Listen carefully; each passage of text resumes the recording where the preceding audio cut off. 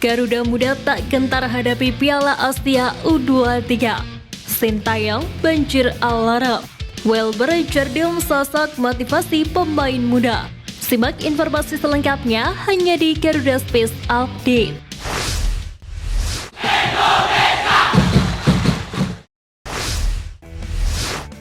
Menurut perhitungan laman footballranking.com, Timnas Indonesia harus rela turun satu posisi dari peringkat 145 ke 146 dunia.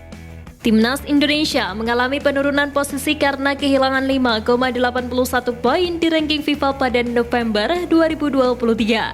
Sebab skuad Garuda harus tumbang 1-5 dari Irak dan bermain 1-1 dengan Filipina. Awalnya, meski kehilangan 5,81 poin, Timnas Indonesia bertahan di peringkat 145 dunia dengan koleksi 1064,1 poin.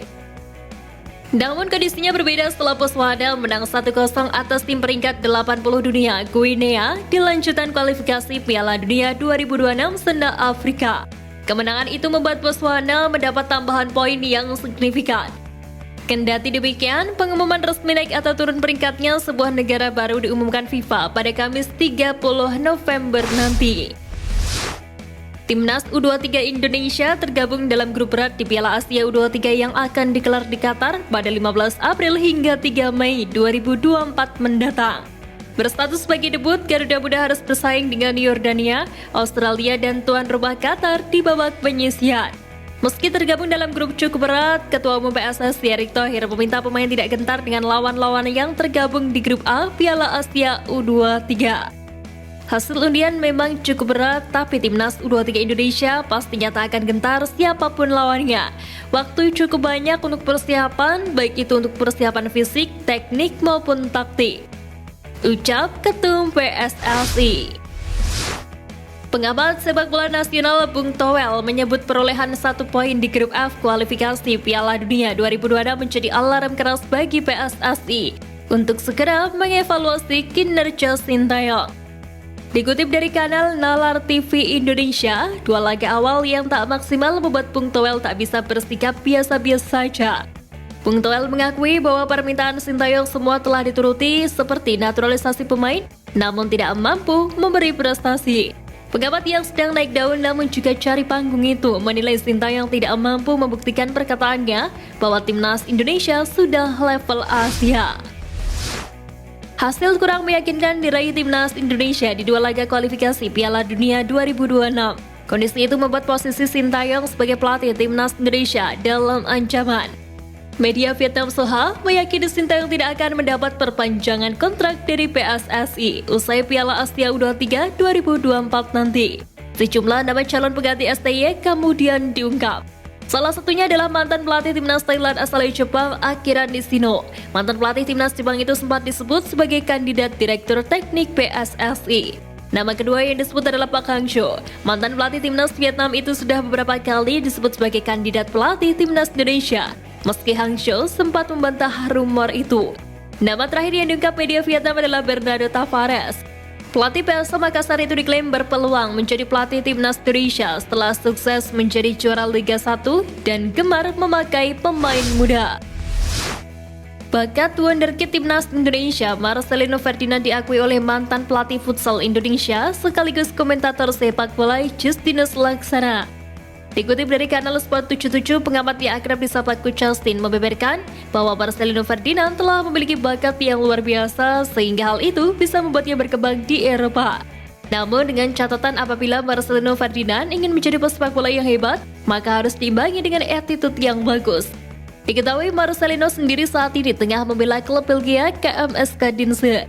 Cedera yang diderita Marcelino membuat mantan pemain Persebaya itu harus melewatkan beberapa pertandingan bersama Timnas Indonesia di kualifikasi Piala Dunia 2026.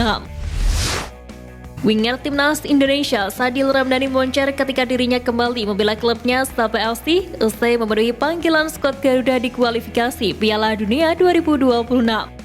Menghadapi Trengganu FC dalam laga lanjutan Liga Malaysia, Sadil sukses menyumbangkan 1 gol dari kemenangan telak 4-0. Kemenangan tersebut membuat Sabah FC berada di posisi keempat klasmen Liga Malaysia dengan koleksi 48 poin. Terlepas dari itu, Sadil bersama Timnas Indonesia akan ditunggu jadwal berat lainnya. Selanjutnya, skuad Garuda akan berjuang di Piala Asia 2023 dengan menghadapi Jepang, Irak, serta Vietnam. Bayangkara Prasasti Indonesia FC alias Bayangkara FC baru saja meresmikan pemain baru di bursa transfer pertengahan musim BRI Liga 1 2023-2024. Kali ini pemain yang direkrut oleh Bayangkara FC adalah mantan punggawa timnas Indonesia Osvaldo Hai. Mantan pemain Persipura tersebut sebelumnya tidak mendapat perpanjangan kontrak dari Persija Jakarta pada musim lalu. Saat ini Bayangkara FC sedang berjuang keras untuk keluar dari zona degradasi setelah tampil loyo di putaran pertama Liga 1 musim ini. Madura United resmi merekrut mantan striker timnas Indonesia Lerby Eliandri. Panjang putaran pertama, Lerby sendiri berstatus tanpa klub sejak kontraknya tak lagi diperpanjang oleh Bali United, klub yang diperkuatnya sejak 2019 lalu. Cedera menjadi alasan terkuat di balik ex-striker Borneo FC itu harus menepi cukup lama. Namun, Madura United optimis sang pemain kembali mencapai level terbaiknya. Lerby Eliandri merupakan satu dari segelintir striker generasi masa lalu yang sempat jaya. Dia satu angkatan dengan Bayu Gatra di era awal Bali United 2015 lalu. Performanya yang mengkilap sedekade lalu membuatnya jadi salah satu pemain muda bermasa depan cerah.